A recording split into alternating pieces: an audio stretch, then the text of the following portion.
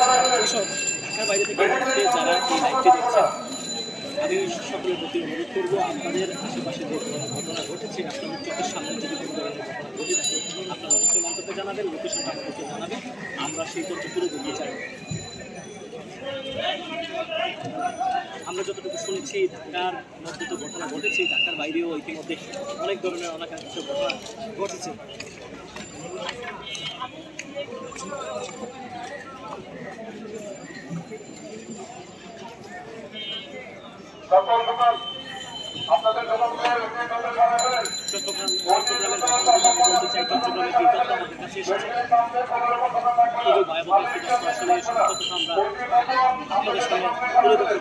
আপনারা অবশ্যই আপনাদেরও কিছু তথ্য আছে যেগুলো আপনাদের সামনে ঘটে থাকে। এই সময় অনেক ঘটনায় আছে সাধারণ মানুষের সামনে ঘটে, যেগুলো আপনি ঘটনা কর্মীরা একটু সময় পর আমাদের কাছে আসে, কিন্তু আপনাদের সামনে যে ঘটনাটি ঘটে অবশ্যই কমেন্টে জানাবেন। এই যে একটা অ্যাম্বুলেন্স আসছে, একটি অ্যাম্বুলেন্স হচ্ছে, কিন্তু এই অ্যাম্বুলেন্সে আসলে কে আছেন বা সেটা আমরা দেখতে পাচ্ছি না, কারণ সাধারণত শিক্ষার্থীরা অ্যাম্বুলেন্সে করে কমে আসছেন, সবাইকে রিক্সা করে সিএনজি করে নিয়ে আসা হচ্ছে। ইতিমধ্যে আমি আরেকটি তথ্য পেয়েছি, চট্টগ্রামে নিহত 3, একজন চট্টগ্রাম বিশ্ববিদ্যালয়ের শিক্ষার্থী, আরেকজন ফার্নিচার ব্যবসায়ী, বাকি আরেকজন পরিচয় এখন পাওয়া যায়।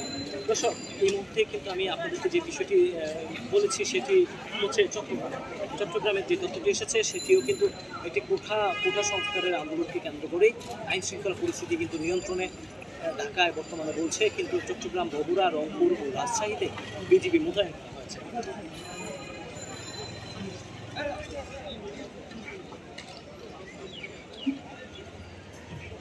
রাজধানীর মোড়ে মোড়ে সংঘর্ষ এমনটি আমাদের কাছে তথ্য আসছে, কিন্তু আপনাদের সামনে একটি বিষয় আমি বলতে চাই। বর্তমান পরিস্থিতি, বর্তমানে আমার কমেন্টে একজন লিখছেন আমাদের ফরিদপুর কলেজে মারামারি হয়েছে।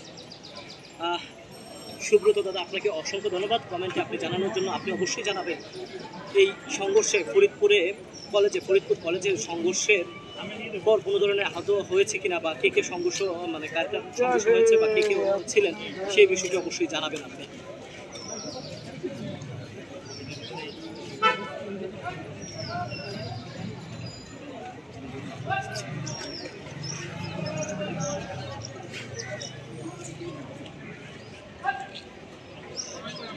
আমি সকলের মন্তব্য আশা করছি, আপনারা অবশ্যই মন্তব্য জানাবেন।